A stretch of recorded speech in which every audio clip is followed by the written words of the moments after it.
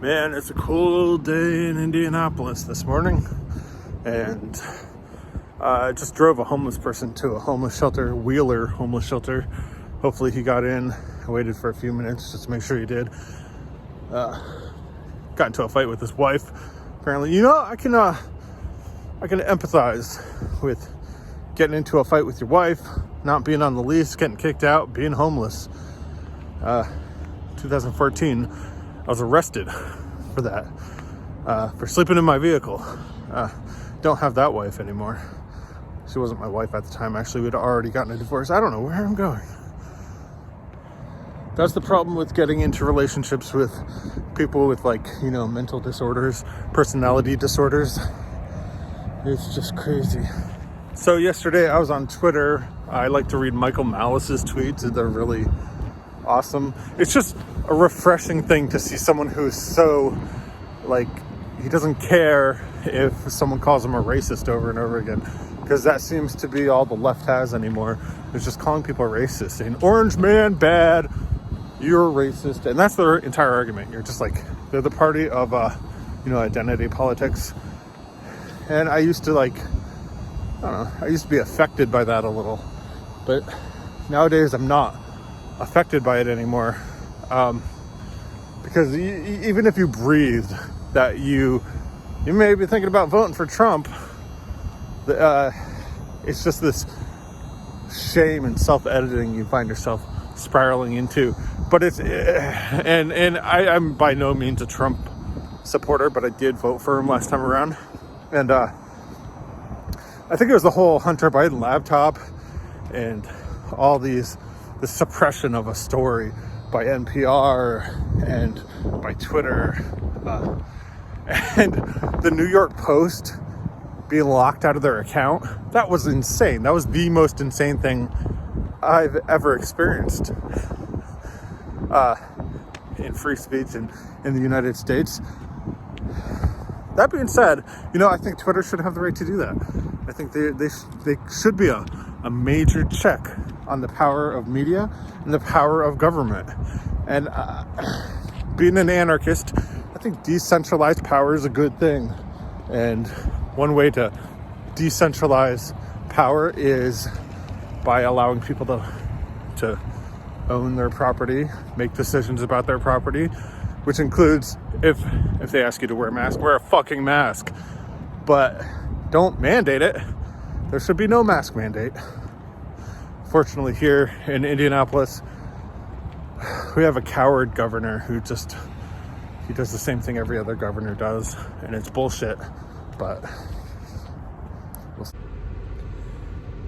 so there's this story about this lawyer that was fired for being at the Capitol building. I think he posted a story somewhere, and he was at the Capitol building in DC, and his firm, an insurance agency that he was working for, fired him. And I think that should be allowable. I think that's not a antithetical to freedom, but it really shows that if you're standing up to the establishment, you are going to be canceled. And I think that's a prominent example of a canceling. This insurance company is so fucking proud of themselves that they pinned the tweet at the very top of their Twitter page. It's perverse.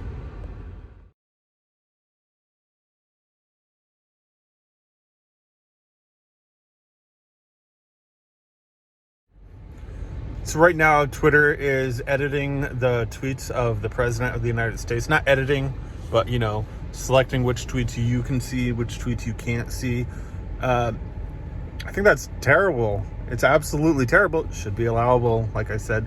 But it's ridiculous that Jack Dorsey, for a while, he went on to the Joe Rogan show a few times, and he said that there's a huge public interest in allowing the president to tweet uninhibited, and I think that was a good stance. I think he should still be allowed to tweet uninhibited, but it's not my company, it's his company, so I guess it is what it is.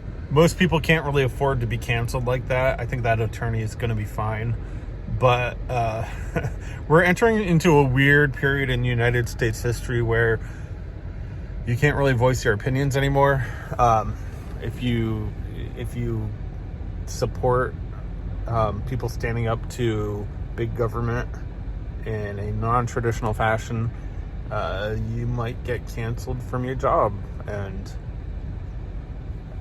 it's harsh. It's a hard reality. But there are a lot of people who can afford to be canceled in almost any capacity. Michael Malice, for example.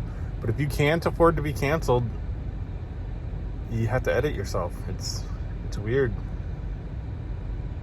But I don't know. I think people should still fight.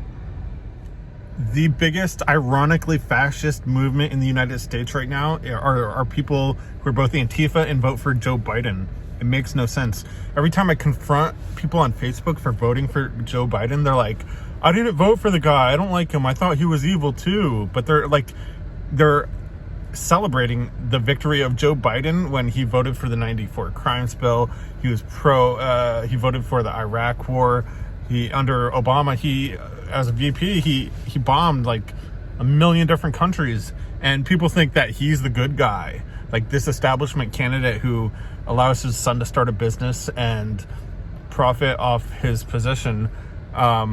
He's the good guy, while Trump, the first time in my life, in anyone's lifetime that's alive right now, who hasn't started a war, for the first time in history, he's the fascist. He's the bad guy.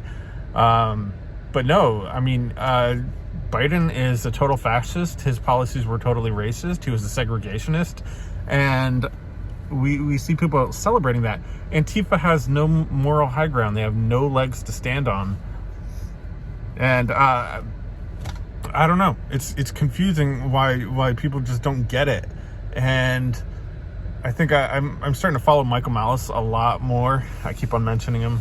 But over and over again, he says, like, most people, I mean, I don't think people value freedom. They don't value the ability to be free. They would rather be in a cage. It's like people in Plato's cave, the allegory of the cave.